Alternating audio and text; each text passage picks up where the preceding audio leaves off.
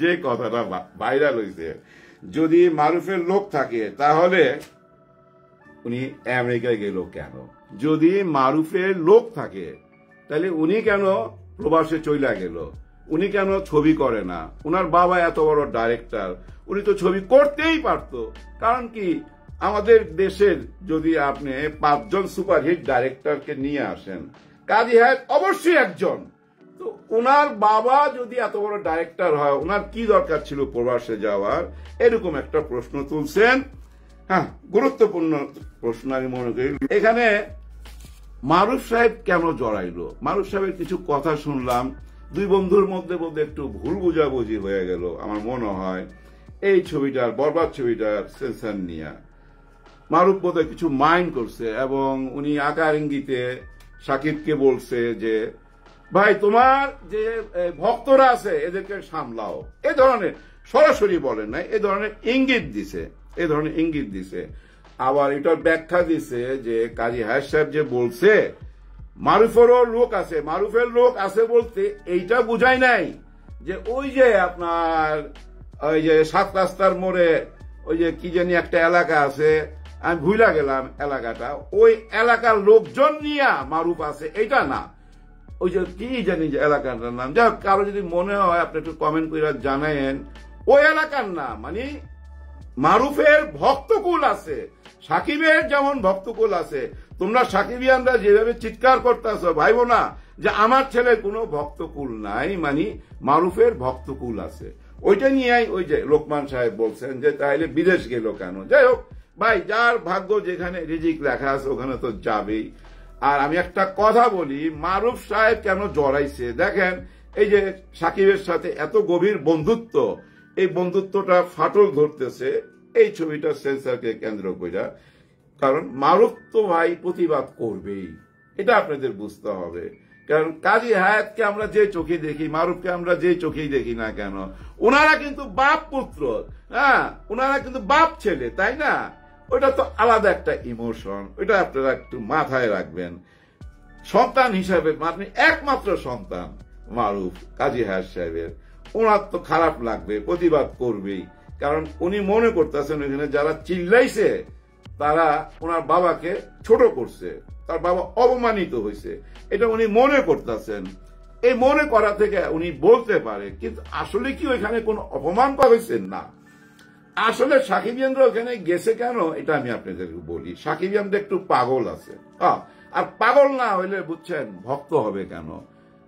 এই যে মাদ্রাজে আপনারা জানেন, আপনি রজনীকান্তের ভক্তরা আর কমল হাসানের ভক্তরা, দুই ভক্ত গ্রুপের মধ্যে মারামারি হইতে দেখছি আমি, আমার নিজের চোখে দেখা। এটা মহল্লায় মারামারি দুই ভক্তকুলের, কি করবেন? ভক্তরা তো একটু পাগল হয়। ওই ভক্তরা স্লোগান দিতেছিল আপনারা দেখা, কারণ কি জানেন, ওইখানে অনেক ইউটিউবার ছিল, ওরা কন্টেন্ট বানাচ্ছিল।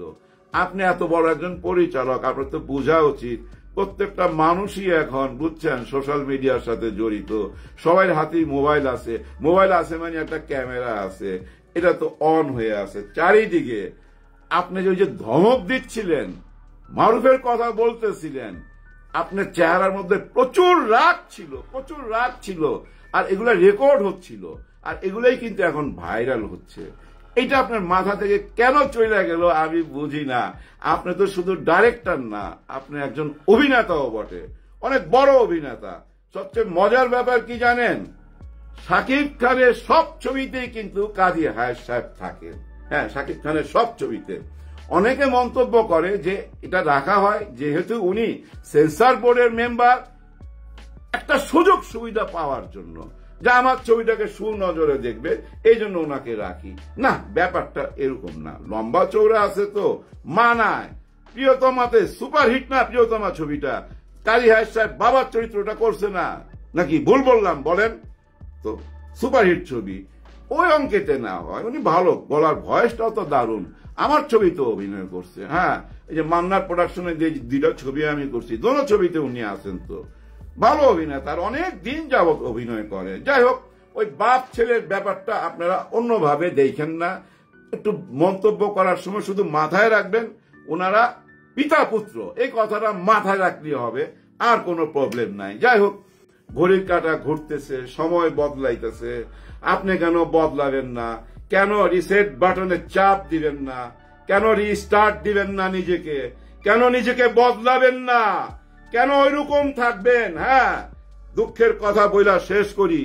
পাসওয়ার্ড ছবি নিয়ে কথা বলতে গেছিলাম একটা চ্যানেলে, ওইখানে বুঝছেন আমাদের অনন্ত জলিল সাহেব ছিলেন, ওনার ওয়াইফ ছিলেন এবং কাজী হায়াত সাহেবও ছিলেন। উনি আমাকে বলতেছেন কি কারণে বিদেশে গান করতে গেছিলেন, কি কারণে এত টাকা খরচ করছেন, মানে 1,73,00,000 টাকা খরচ হয়ে গেছিল, কি কারণে করছেন? গ্রামে কেন শুটিং করতে পারলেন না? বিদেশ যাইতে হবে কেন? আপনার পাসওয়ার্ড দেখে আমি বুঝি নাই। আমার মনে হয় উনি চুপটা দেখে নাই। ওই যে আমাদের সমিতি অফিসে যখন ঢুকে না, ওইখানে কাজ কি জানেন? ওইখানে বৈশা গিবত গাওয়া হয়। ওইখানে বৈশা বোধ হয় সবাই না, কিন্তু কিছু সংখ্যক হয়তো ওদের সঙ্গে বৈশা গেছে, কেউ হয়তো দেখা হিসাব কইতেছিল পাসওয়ার্ড ভাল লাগে নাই, ওই গিবতের সঙ্গে উনি জড়ায় গেছে। ওইটা আইসা ওই যে টক শোতে আমার উপরে ঝাইরা দিছে। আমি কি আর উত্তর দেব? আমার মুখে উত্তর ছিল না। আমি না মুসকি হাসতেছিলাম। কিছু বলার তো নাই, তাই না? কেন বিদেশে শুটিং করি?